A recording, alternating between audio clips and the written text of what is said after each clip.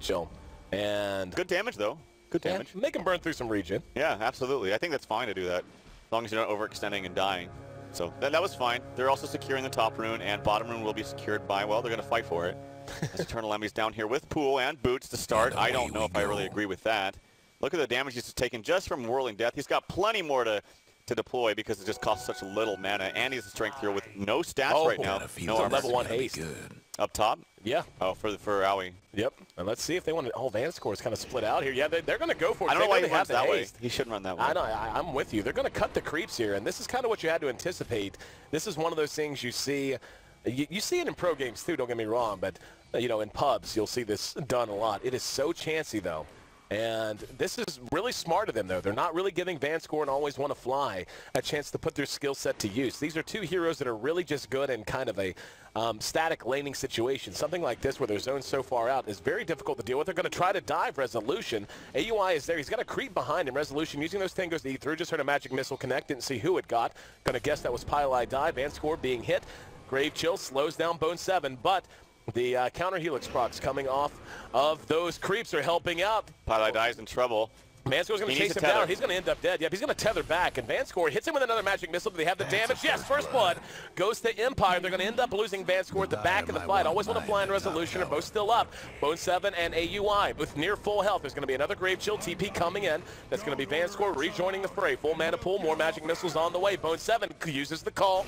AUI right there with him. Magic missile required. Pylai die tethers back up as he rejoins the fight. Now Vanscore moving into the woods and being pursued out. Bone 7 took a few tower shots, as does Pylai die. Vanscore trying to eat his way through. Absolute chaos up here. Pylai die is going to die again. Vanscore may die again as well, but a lot of damage is being done to Bone 7. They just can't stay on him. AUI is very low at the as well, has to use Soul Rip to try and heal himself up a little bit. He's level 2, and just utter chaos in this top lane so far. The other lanes don't even know what's going on. Looks like Mag's doing okay, or I should say Arise's Mag. And speaking of Mag himself, he's not doing bad. He's at 8 CS, and looks like finally we're going to get a chance to take a breather up in this top lane. Well, it's definitely not going that well for Cloud9. Like you. Oh, two for 2 at this level. And they got the first blood, too. Empire got the first blood. That was a really smart play by the Venge. He was getting chased down. Instead of just like trying to stun the axe to try to run away, he knew that Pylai was taking way too much damage. If he turned on him, there was a chance to kill him before he died himself, and that's exactly what happened. So nice heads-up play from Vanscore and the Venge. And also just the decisions of when to Grave, and then Grave one hero, attack the other one is what Always Want to Fly did. So they played that very, very nicely. It can be very difficult in high-pressure situations like that to make the wrong decision, but their decision-making was really on point. Well, taking a look at the other lanes while we do have an opportunity, looks like top is actually going to be settled for a little while. Just now, AUI and Bone 7 are making it back in the lane. But it's basically a wash. Doom the Timbersaw, played by Mag, is at 13, so being outclassed a little bit by Envy, but still very, very close. And looks like they want to go back to work, cutting more creeps. Vanscore doing what he can to give some right-click abuse. Stout Shield helping out in that regard. Resolution is at 11 CS, 12 for Axe, so believe it or not. Envy is so low, oh my god! Wow. Do you know what happened? He actually like subtly clicked on him while he was walking away because the tower aggro changed, and he was the closest one. Oh, man. Oh, no. He was doing so well in that lane, too. Yep. He really was. And suddenly, this top lane has a much increased importance. Pylai die is able to tether away. Now they're going to engage. Vanscore in trouble. He'll end up dropping amidst all of it. And this time, this is how C9 needs this to go. Tombstone is out as level 3 was reached by AUI.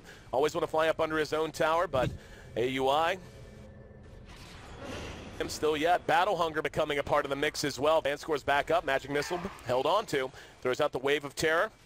Dire's top towers still getting right-clicked a bit. Now Resolution. Yep, there we go. Magic Missile on the AUI. Here comes Bone 7. There's going to be a Grave Chill as well. That was on the AUI, but he's able to make it away. Has a couple of tangos and, of course, Soul Rip to help heal himself back up a little bit.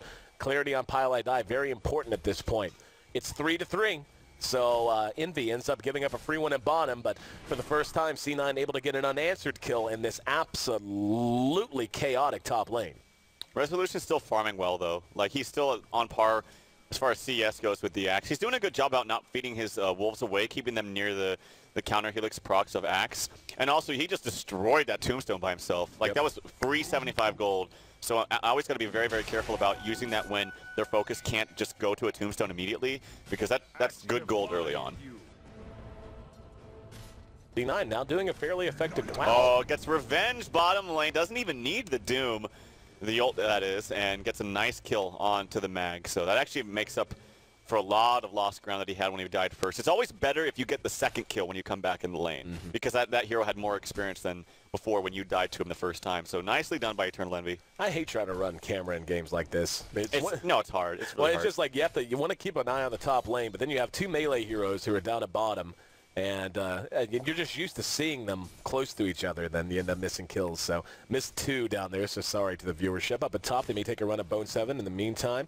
The rotation to mid, not going to bear fruit. There's going to be a magic missile to lead. Always want to fly, has Grave Chill. We'll go ahead and use it. And we're actually going to see, Resolution's actually just farming. They're just doing this to zone him out and create a little bit of space for the moment. And C9 currently leading in overall gold.